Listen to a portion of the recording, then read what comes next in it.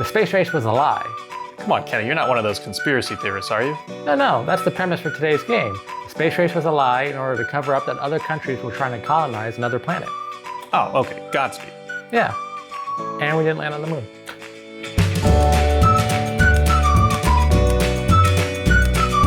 Godspeed is a worker placement game where you are one of 5 countries trying to colonize a new planet. Godspeed takes place over 10 rounds, and each round has 4 phases. Phase 1 is High Council, Phase 2 is Supply Depot, Phase 3 is Actions, and Phase 4 is Resolutions. Each player has 5 workers that they're allowed to place over the course of each round. Each worker has a different title and a different number value that becomes important as you place your workers. During the High Council phase, a card is revealed with a job title, and each player must put their worker with that job title on the High Council in order to have a successful response to that task. In the Supply Depot phase, supply cards are flipped over and then there is an auction system where the players bid to see which one they want. In the Action phase, each player can place 2 of their remaining workers on different actions that'll give them points later on in the game. In the Resolution phase, players gain resources that they can use for actions later on. There are a lot of other ways to earn points throughout the game, but those are the main rules in order to play. And after 10 rounds, the player with the most points wins.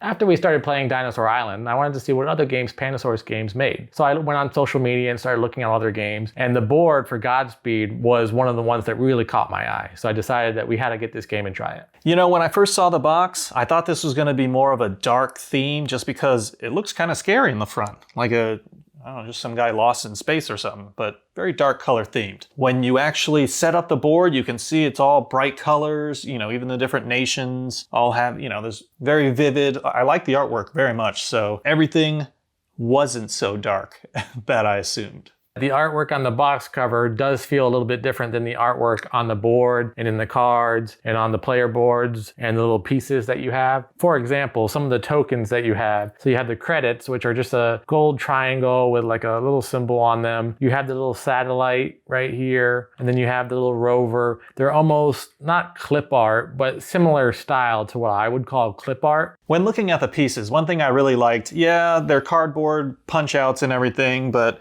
these milestones here, nice little detailed crystals, and when they're sitting on the board, I think that's what caught my eye. I'm like, I don't know what that does yet, but I want that. Because it wasn't a punch out cardboard or anything. I kind of like detailed pieces. And one of the things that I liked when we took it out of the box was just how big the board is. It's a big piece of cardboard, and there are a lot of different spaces that you can put things on over the course of the game. It does require some real estate, but it doesn't obstruct any of the artwork on it, so that's what I like, and it doesn't feel like everything's kind of squished into one place, so it seems like a right size to me. With the player boards, where you put your production building tiles, you get to choose between one of 5 options. You can either be the United States, Russia, the European Union, Japan, or India. Why did they pick Japan, India, and the European Union? I mean, kind of would have made more sense to maybe do China. It was interesting to see the 5 choices that they made for your options to play in the game. Why not Canada? Or Canada.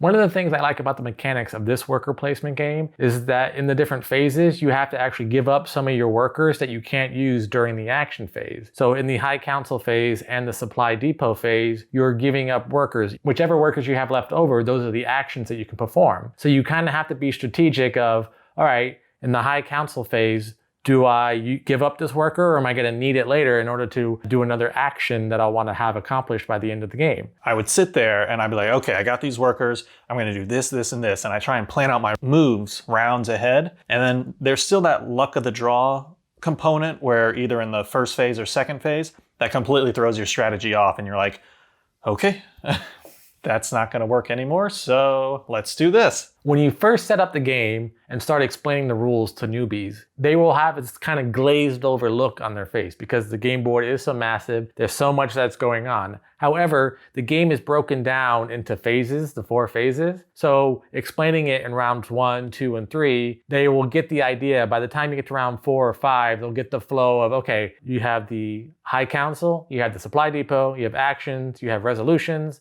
and then repeat. It is 10 rounds, and sometimes whenever we've played games similar, it becomes after round 5, you're just like, okay, here.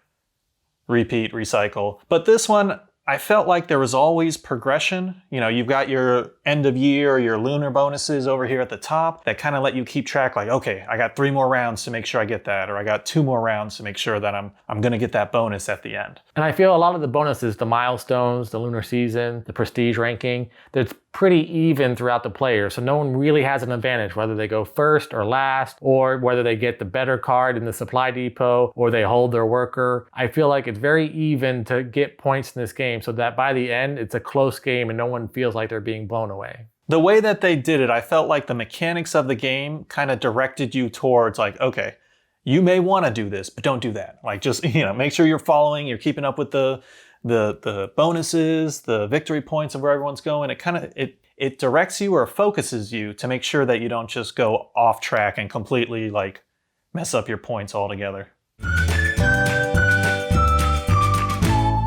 So overall, I'd probably give Godspeed an 8.